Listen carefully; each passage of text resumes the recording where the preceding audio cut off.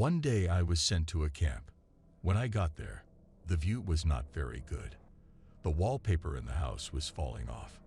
People were strange. Maybe they were sick, or they were just in a bad mood. I went up to the counselor and asked, "What's wrong?" He replied, "Nothing, just a headache." I looked around. Everyone had a headache. Then I heard a woman screaming from behind the bushes, but no one heard it. I went over there, and there was nobody there. I had a headache, as if someone or something was holding my head. Then we went to our room, and everyone went straight to bed. It was as if I had suddenly died. And in the evening, almost in the middle of the night, as if we were dying, we went quietly to the gazebo.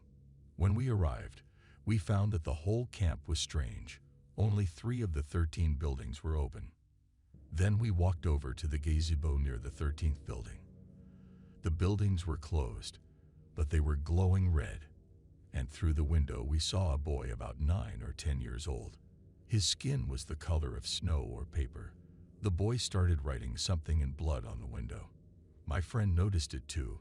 He was a year older than me, but he got scared like a child and ran towards our building. Everyone was watching him and calmly followed him.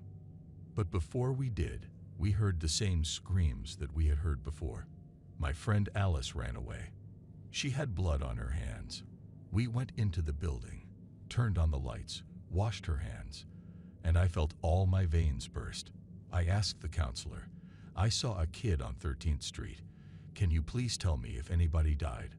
He replied, "Yes, a child went crazy and hanged himself. How can you be so indifferent?" Then the counselor sent us off to sleep. When I woke up in the middle of the night, water was running out of the faucet.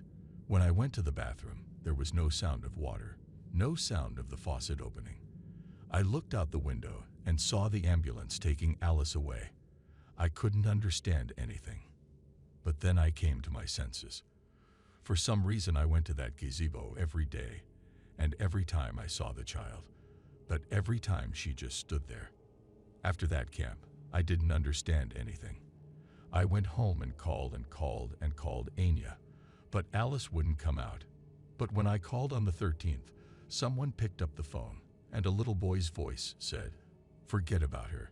And I said,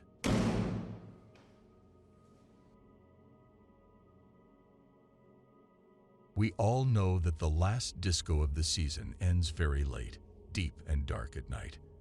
And after it ends, the children do not sleep for a long time, or not sleep at all. That's what happened in our case.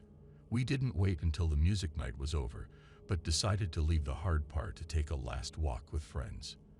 There were 5 of us, 2 girls and 3 boys, including me. It was quite dark outside, and the path along the buildings was lit by green lanterns. Why they were that colored is still a mystery.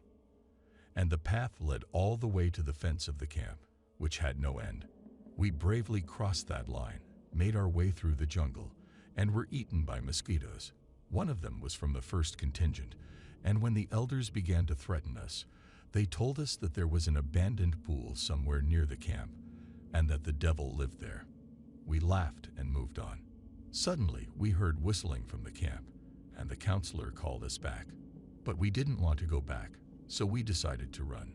We had been running for about 5 minutes when John suddenly stopped and asked us to stop and listen. So we did. Suddenly, we heard a woman singing in the distance. We thought it was a drunk woman because we all knew the village was on one side of the camp and pretty close. We got uncomfortable. The conversation started to work out, and we decided to leave. But no matter which way we went, the singing could be heard about 10 meters away from us. We decided that the woman was following us. I offered to go back, but the kids laughed, saying we were cowards.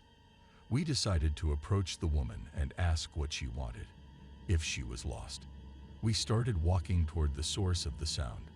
Everyone laughed, but I felt really bad. It was cold, my legs could barely walk. Then, when the singing and talking seemed quite close, we reached a scary wooden structure. It was a pool in the base. This is where we really got scared and just stared at it while the sounds got smaller and smaller. Then we approached it with intent. In front of us was a regular Soviet pool.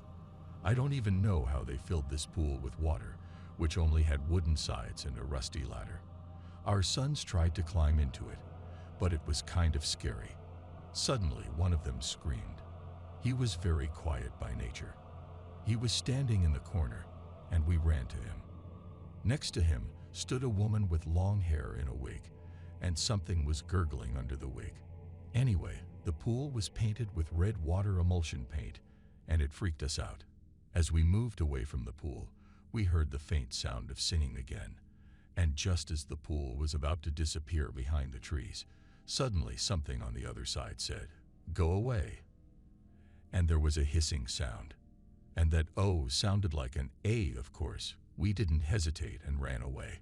We were already in our room, trying to recover from the shock, and everyone was freaking out. At one point, John said he saw a strand of hair in a nearby tree. We decided to tell him about it and apologize to the counselor.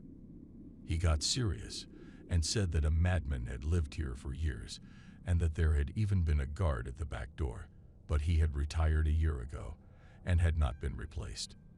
Then the gate was replaced with iron bars, and there was no second entrance. However, the voices coming from the woods were so inhuman and had such inhuman power to lure children into the Black Forest that I still believe it was not a lunatic, but the shenanigans of the forest demons.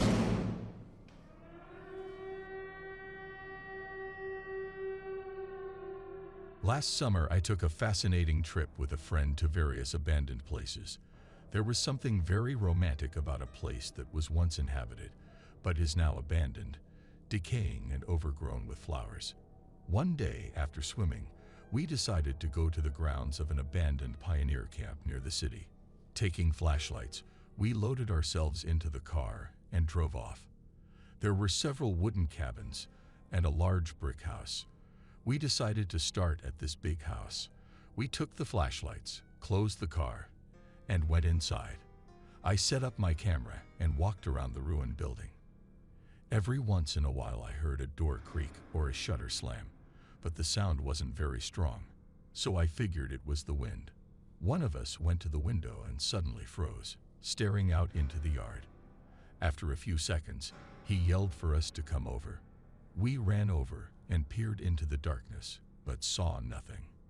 He said he saw the figure of a little girl in the darkness. We assured him it was our imagination and walked around the building. Suddenly, we heard a child scream from the street. It ended so suddenly that we froze in our seats. We tried to get out of the building and start the car, but we couldn't move our bodies. Suddenly, we heard the car alarm go off. One of us rushed down the stairs to the road, and we hurried after him. When we reached the car, there was nothing beside it. The council of 3 idiots decided to drive away quickly, climbed into the car, and tried to start the engine, but it wouldn't start. Then we heard another child screaming from somewhere outside. The driver, Andrew, yelled, "Shit!" He screamed, the car started moving, and he continued driving, determined not to go there again.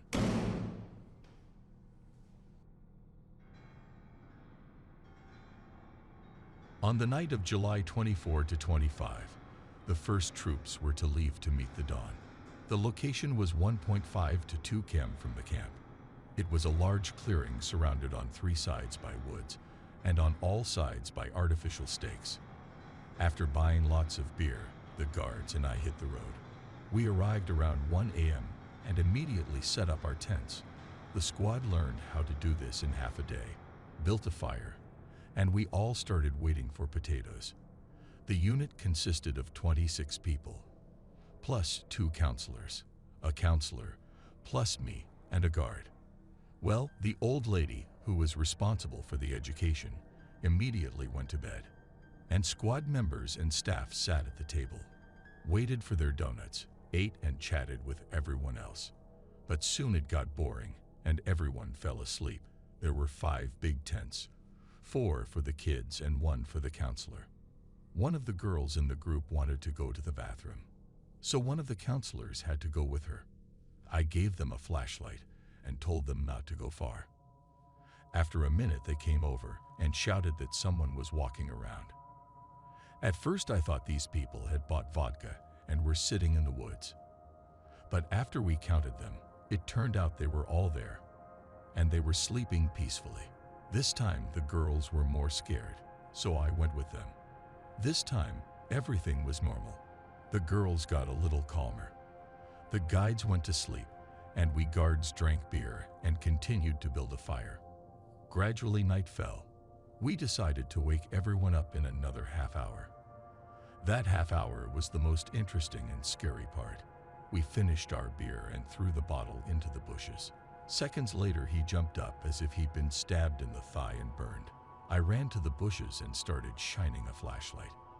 However, he didn't see anyone, but the sounds and rustling of the branches were clearly audible. Thinking that the boys might be joking, I decided to count them again. As I approached the tent, the guard flinched, took my hand, and started pointing to the stake. I looked and saw someone standing there. Not standing, but leaning against a willow tree. He was wearing tattered clothes, and I couldn't see his face. But I could feel his gaze. It was very scary. I saw that something was pointing its finger at the water. While pointing, it kept its eyes on us. We couldn't see his face. As we started to get closer, the something moved away from the willow bushes. When we got to the spot and looked into the water, we were surprised. There lay the body of a man in rags, in his 30s or 40s. I thought there was nothing more I could do, so I went to wake everyone up while the guard called the police. As I approached the tent, I turned around again and looked at where I had come from. Then I looked at him again. He was looking at me. I couldn't stand it and quickly turned away. Not only did I get goosebumps running down my back, but I didn't understand what was going on. I was sweating and my heart was beating so hard. I woke up the counselor and told him it was time to go to camp. For some reason, I didn't say anything about the bodies. They would have leaked out and the situation would have gotten worse. I told them we had to go and that it should all go away. We got to camp around 5 in the morning and everyone went to bed. Then the men from the first troop told me that in the middle of the night there was something crawling around behind the tent. They looked out the window and didn't see anything, but then they heard rustling there. They said it sounded like someone was scratching at the tent. Eventually, they found out that the man had drowned. Since then, I stopped going to Zorka, but for a long time, I was plagued by nightmares.